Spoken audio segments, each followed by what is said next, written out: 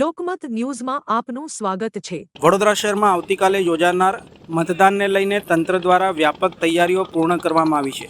શહેરના કુલ 2406 મતદાન મથકો ઉપર મતદાન પ્રક્રિયા હાથ ધરાશે। મતદાન પ્રક્રિયા નિષ્પક્ષ અને સુચારુ રીતે પૂર્ણ થાય તે માટે આજે ઈવીએમ ડિસ્પેચ કરવાની કામગીરી હાથ ધરાઈ છે। ખાસ કરીને વોર્ડ નંબર 13, 14 અને 15 માટે ઈવીએમ ડિસ્પેચ કરવાની કામગીરી સવારના 8 વાગ્યાથી શરૂ કરવામાં આવી છે। આ સમગ્ર પ્રક્રિયામાં આશરે 21,000 કર્મચારીઓને ફરજ ઉપર તૈનાત કરવામાં આવ્યા છે, જ્યારે સુરક્ષા માટે 7,000થી વધુ પોલીસ કર્મચારીઓને મૂકવામાં આવ્યા છે। ઉનાળાની તીવ્ર ગરમીને ધ્યાનમાં રાખીને ફરજ પર રહેલા પોલીસ તથા કર્મચારીઓ માટે વિશેષ વ્યવસ્થાઓ પણ કરવામાં આવી છે।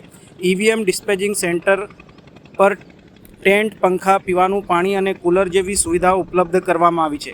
સાથે જ કોઈ અનિચ્છનીય પરિસ્થિતિ સર્જાય તો તરત સારવાર મળી રહે તે માટે મેડિકલ ટીમ પણ તૈનાત રાખવામાં આવી છે। ચૂંટણી શાંતિપૂર્ણ અને પારદર્શક માહોલમાં પૂર્ણ થાય તે માટે પોલીસ તંત્ર સંપૂર્ણ રીતે કટિબદ્ધ હોવાનું રિટર્નિંગ ઓફિસર દક્ષેશ મકવાણાએ જણાવ્યું હતું। આવતીકાલે જ્યારે સ્થાનિક સ્વરાજ્યની ચૂંટણીનું મતદાન છે ત્યારે વડોદરા શહેર પોલીસ દ્વારા માનનીય પોલીસ કમિશનર સાહેબશ્રી અને સંયુક્ત પોલીસ કમિશનર સાહેબશ્રીની સૂચના અને આગેવાની અને એમના માર્ગદર્શન હેઠળ સંપૂર્ણ તૈયારી કરી લેવામાં આવી છે। તમામ જે અત્યારે તમામ જે રૂટ છે અને તમામ જે ડિસ્પેચિંગ સેન્ટર છે ત્યાં આગળ પોલીસ ડિપ્લોયમેન્ટ કરવામાં આવેલું છે। તમામ જે મતદાન મથકો છે એના ઉપર પોલીસ ડિપ્લોયમેન્ટ રહેશે।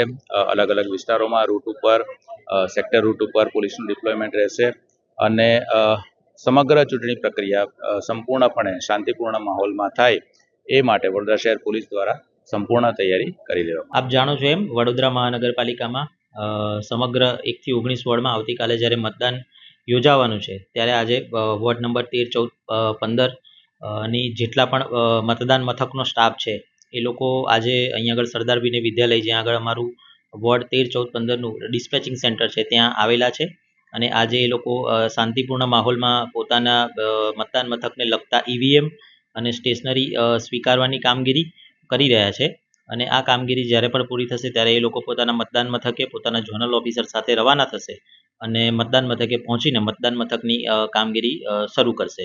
ત્યારે આજે આશરે 1,200 જેટલા લોકો અહીંયા આગળ આવેલા છે અને એ લોકો પોતાની આ જે મશીનો સ્વીકારવાની અને સ્ટેશનરી સ્વીકારવાની કામગીરી અત્યારે કરી રહ્યા છે। આપે બહાર જોયું હશે એમ ગરમીનું પ્રમાણ વધારે છે એટલા માટે અમે પૂરતા પ્રમાણમાં મંડપની વ્યવસ્થા કરેલી છે।